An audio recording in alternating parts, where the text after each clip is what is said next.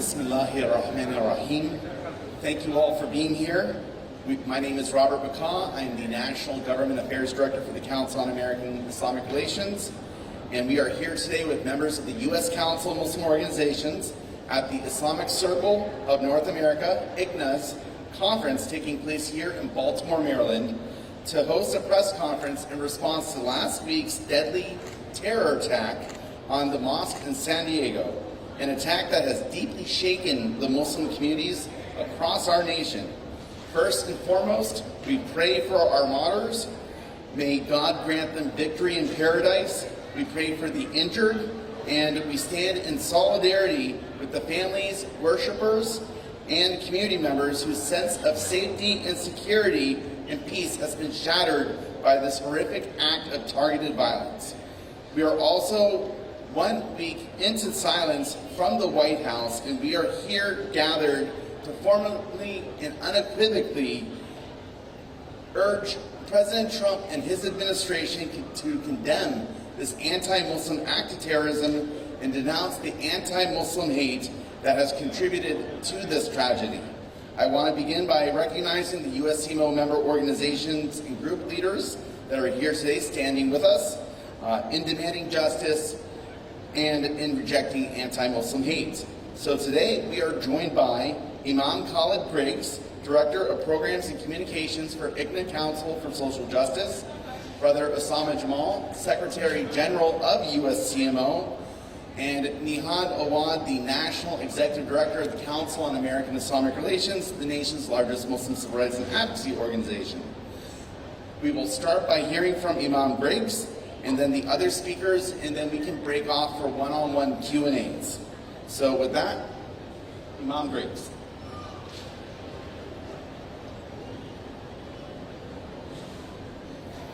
Assalamu alaikum, good morning. The ICNA Council for Social Justice is heartbroken and outraged by the fatal shooting today at the last week at the Islamic Center in San Diego, an attack that claimed the lives of 3 Muslim worshipers and endangered children who were attending classes while school was in session. Among those killed was a security guard, Amin Abdullah, and 2 other very prominent members of the community, Brother Mansour Kaziha and Nazir Awad. According to authorities, the San Diego Police Department and the Federal Bureau of Investigation are investigating the incident as a hate crime. The suspects were later found dead from self-inflicted gunshot wounds inside their vehicle, where Islamophobic writings were reportedly discovered. The mosque should be a safe place for all people. Mosques and Islamic centers do not restrict entrance because all people are allowed to seek refuge within their walls. To see the sanctity of a place of worship violated is painful for all Muslims, and a stark reminder of the danger that our community is facing as Islamophobic sentiment grows more every single year. We demand accountability, not just from the perpetrators, but from every public figure whose rhetoric created the soil in which this violence was grown. The ICNA Council for Social Justice warns that anti-Muslim hate and Islamophobic incidents are increasing at an alarming rate across these United States. Earlier this year, a far-right protest was live streamed outside the East Plano Islamic Center, and a mosque in Palm Beach County was also set on fire. Anti-Muslim rhetoric and fear-mongering by public figures continue to fuel hostility and violence targeting Muslim communities nationwide. In closing, the Department of Justice, as the ICNA Council for Social Justice demands, that the Department of Justice open a full federal hate crimes investigation and prosecute all responsible parties to the fullest extent of the law, that Congress pass comprehensive federal legislation protecting houses of worship, including specific protections for mosques and Islamic institutions, that elected officials who have used anti-Muslim rhetoric be publicly censored by their colleagues. Silence in the face of hatred is complicity. That the Department of Homeland Security immediately expand the nonprofit security grant program so that every mosque, Islamic school, and Muslim community center has access to meaningful security. And finally, that Donald Trump issue an unambiguous and unequivocal condemnation of anti-Muslim rhetoric and anti-Muslim hatred. We want our communities to know that you are not alone and that we will continue to fight.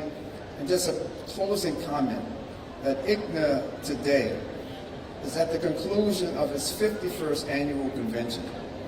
And it's a testimony to the work of the organizers of this convention and the faith that our community would have in Allah subhanahu wa ta'ala's protection.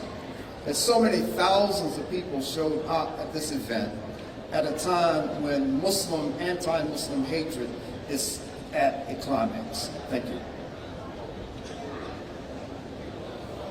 Thank you so much, Imam Griggs. All right, next we are joined by U.S. Council of Muslim Organizations Secretary General, Brother Osama Jamal. Brother Osama. Thank you.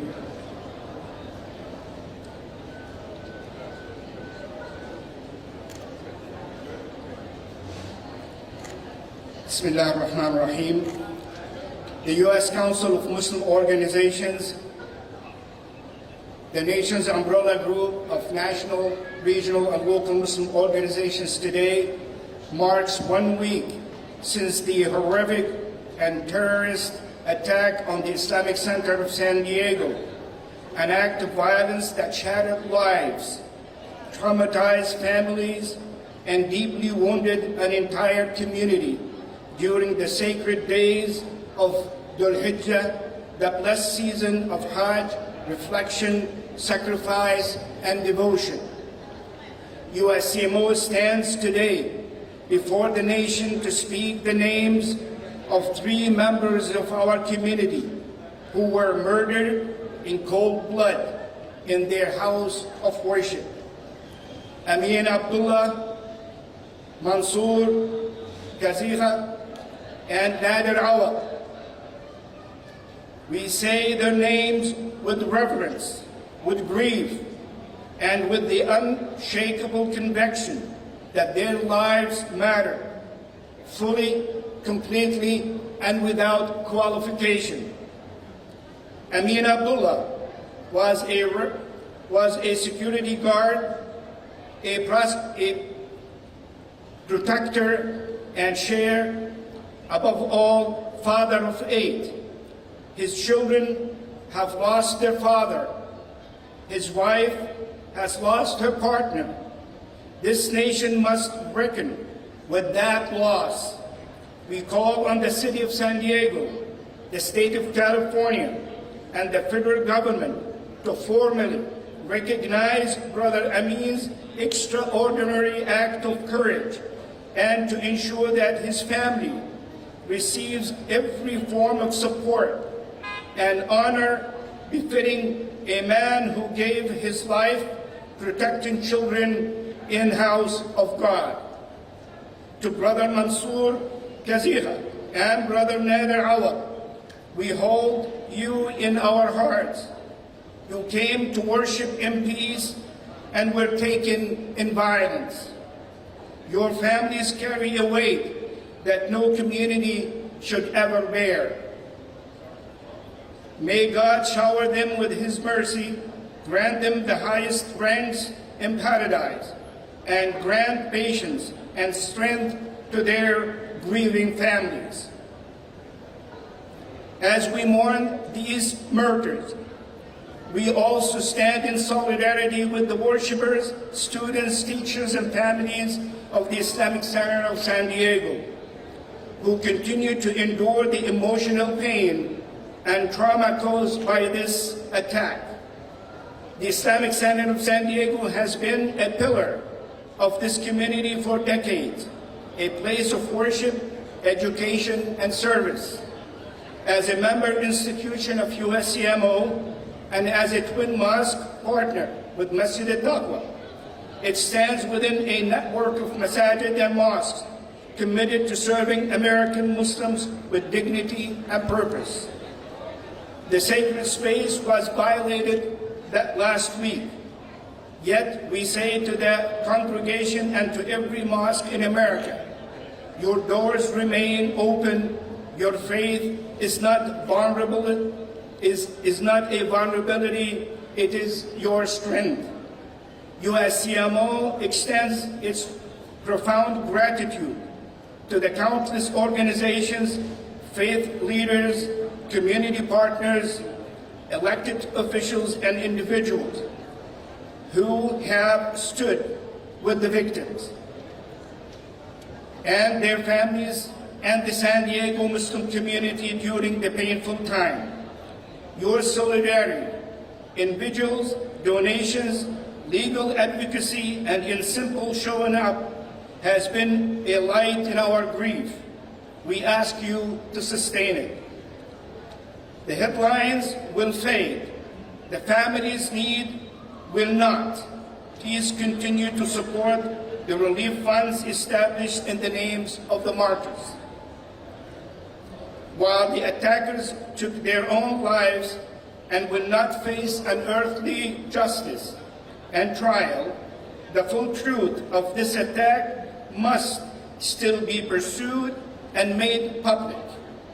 Justice for our community does not end with the death of the perpetrators. We call upon the FBI, the Department of Homeland Security, and the San Diego Police Department to conduct a thorough and transparent and independent review of all records pertaining to the attackers, their histories, associations, prior conduct, and any threat assessments that may have been made or overlooked. If warning signs existed and were not acted upon, the American people and the families of Amin Abdullah, Mansour Ghazia, and Nader Awad deserve to know. We further call on Congress to strengthen the nonprofit security grant program and protections for houses of worship and make sure our mosques are granted equal access to these grants without discrimination or political conditions.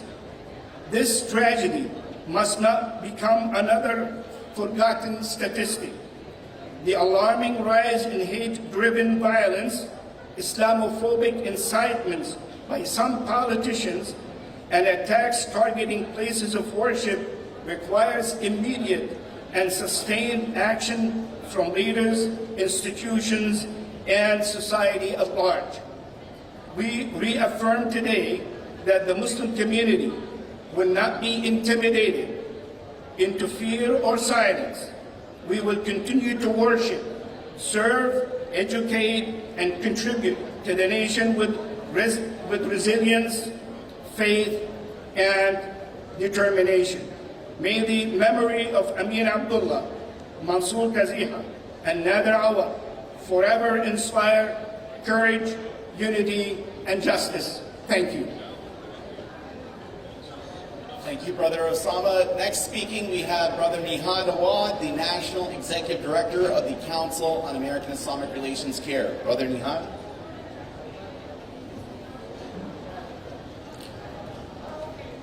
Assalamu alaikum, peace be to you.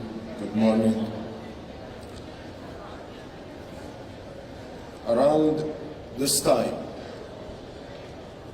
last Monday,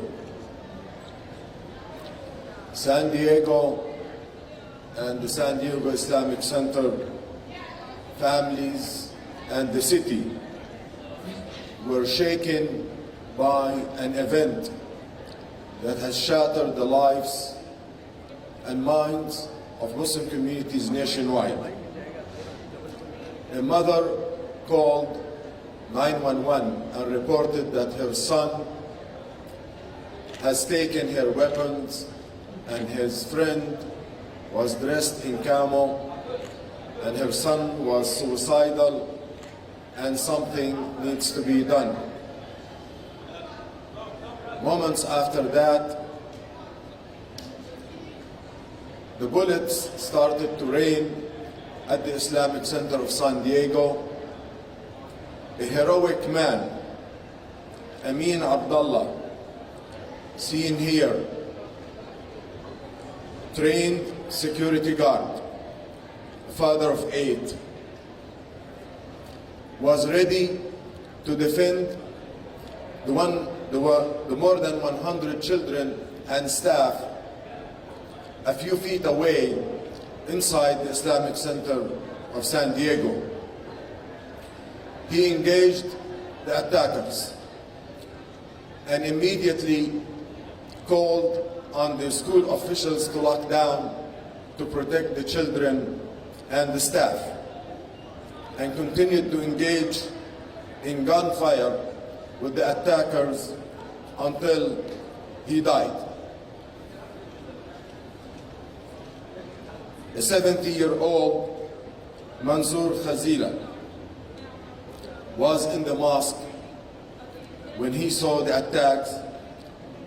He did his best to distract the attackers and to save the lives of people inside the mosque and the school, and he was killed along with Nasser Awad, the neighbor of the Islamic Center who rushed when he heard the bullets to also save the children and the staff, including his wife who was working inside.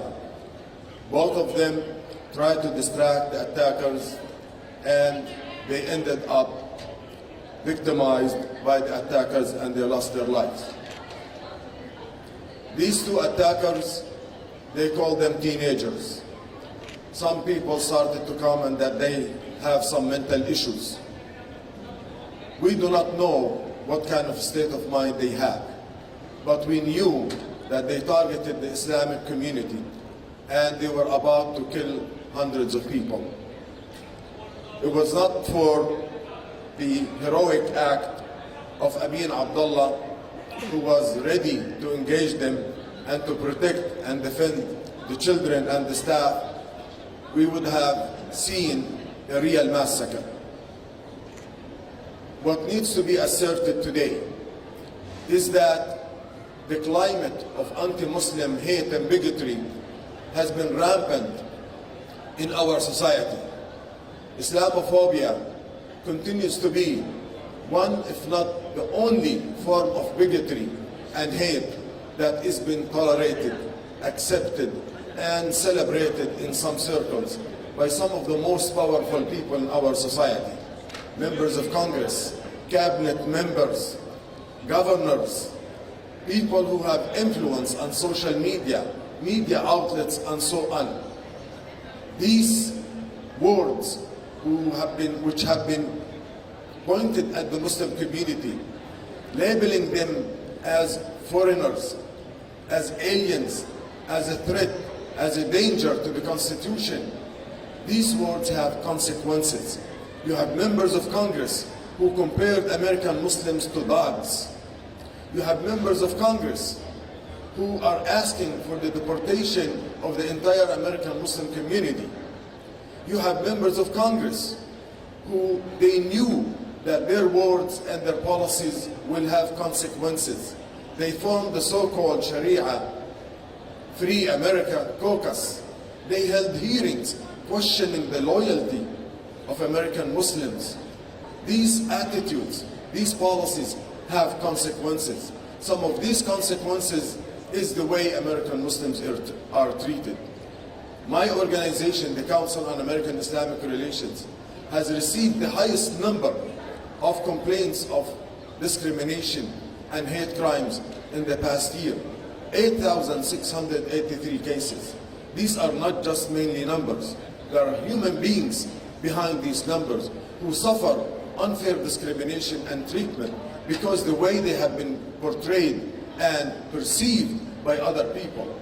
Powerful people in our society set the tone. They green light actions. These two individuals who attacked our community, they have been inspired by the climate of anti-Muslim propaganda and fear-mongering. There should be an accountability. Our American society cannot continue to tolerate this form of bigotry. An attack on a place of worship like a mosque should be seen as an attack on the foundation of our constitutional religious liberties that this country has been built on. Politicians have to be held accountable. Trafficking in Islamophobia should not be seen as a winning strategy. There should be accountability. And to my Muslim community, to our Muslim community in San Diego, we continue to mourn with you. And we pray to God to bring peace and comfort for you and your families and your loved ones.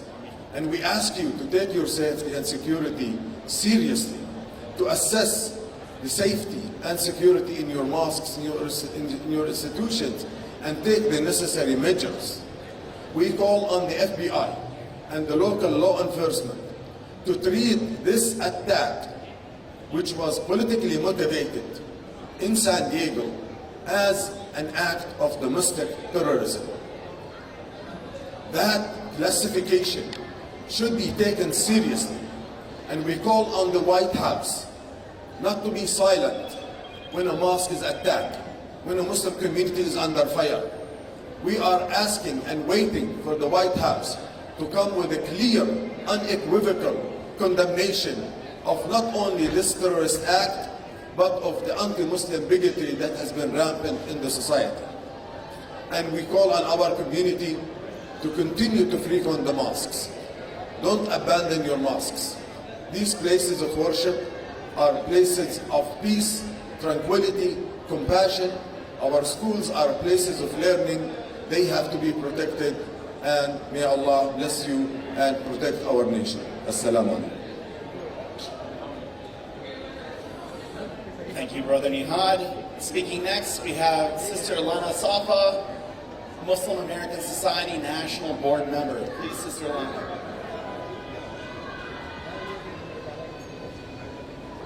Good morning.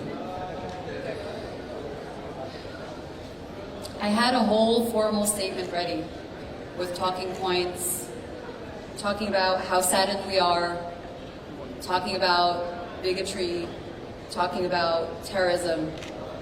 But I actually want to stand here today and talk to you about how saddened we are as a community that people like myself, people like my brother Nihad, have to stand here and tell the Muslim community to be vigilant, to start hiring security, to look into armed guards, to have cameras, to look around them, be aware, just to make sure that their children can go to an Islamic school and learn at a mosque, or to go and pray and be close to God.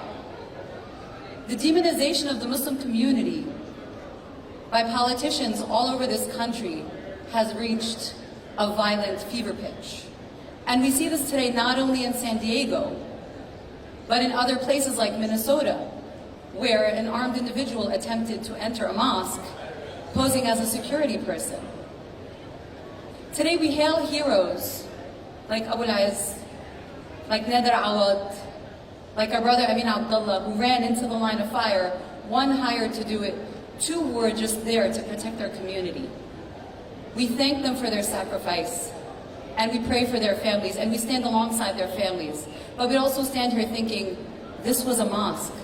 This should never have happened in the first place. This comes from a place of Islamophobia and fear-mongering and hearings in our nation's capital about whether Muslims are fit Americans or not. We stand here today with armed security all around us as we speak for the simple fact that we are Muslims. And we are here to say enough. This is enough. We are Americans, we are Muslims, and the two do not conflict. We pray for the families of the victims in San Diego. We pray for the community in San Diego. We pray for our Muslim community all over the country that is grappling with this tragedy and wondering where do we go from here. We ask our Muslim leaders to stand strong in leading the way and in ensuring that the Muslim community is not only safe but deeply connected to the mosques. We call on our elected officials, which we voted for locally, congressmen and women, senators, governors, to stand alongside the Muslim community in their states to ensure the safety of the Muslim community. We call on the White House to issue a clear statement of condemnation and for elected officials to stand clearly against hate and bigotry and Islamophobia. No child should have to fear going to school. No believer should have to fear going to their place of worship. No one should have to go to work one day wondering if they're ever going to come home or not, because a bigoted person decided that that was the day to end their life. We hope that this is the start of humanization of Muslims in this country, because there has been far too much rhetoric of dehumanization. The images that we see are just people far away from us on the other side of the country. We are people standing here in front of you right now. We are your neighbors, we are your co-workers, we are your children's teachers, we are your friends, we're your local grocery workers and cab drivers. We are humans who exist in front of you. And today, I stand on behalf of the Muslim American Society saying, enough is enough. Thank you. Thank you very much, Sister Lana. I'm just going to repeat this again. We are gathered here today 1 week after a horrific terrorist attack on the Muslim community, and we are undeterred. 1 week later after this attack, our national leadership in our community, in the tens of thousands, is at the ICNA-MAS Convention in Baltimore, and we worship, we gather, and we pray undeterred without fear, just like our martyrs did in California. We cannot let any intimidation from Congress, from this administration, from anti-Muslim hate group leaders deter us in living out the American dream, which is to gather, to speak freely, to worship, to be engaged in our local governments. 2 weeks before this terrorist attack, we saw a hearing in Congress led by the Sharia Free America Caucus, a caucus made up of more than 66 Republicans. During that hearing, label our mosque beachheads of an invasion. We're not an invasion, we are Americans, and we're undeterred, and we live without fear. And we will continue to practice our faith, and we will not be intimidated. But we need this administration not to be intimidated, to do the hard things, which is challenging the hate that is in Congress, the hate that is particularly in their parties, the hate that exists anywhere that is targeting the American Muslim community. They have to be as brave as the American Muslim community in denouncing this hate and standing up against it. And so we are calling on the Trump administration, 1 week later after their deafening silence, condemn this act of hate, condemn anti-Muslim bigotry. We are challenging members of Congress to stand up and condemn this type of hate, because its logical conclusion are attacks on the Muslim community. You cannot paint a target on our backs and not expect us to then get shot. But we are undeterred. We are going to live freely in this country, and we're going to continue gathering as we always should, as every American community has the right to do. And so with that, we're going to end today's press conference. I want to thank you for attending. We hope you all attend the ICNA conference next year in Baltimore. But until then, thank you and assalamu alaikum.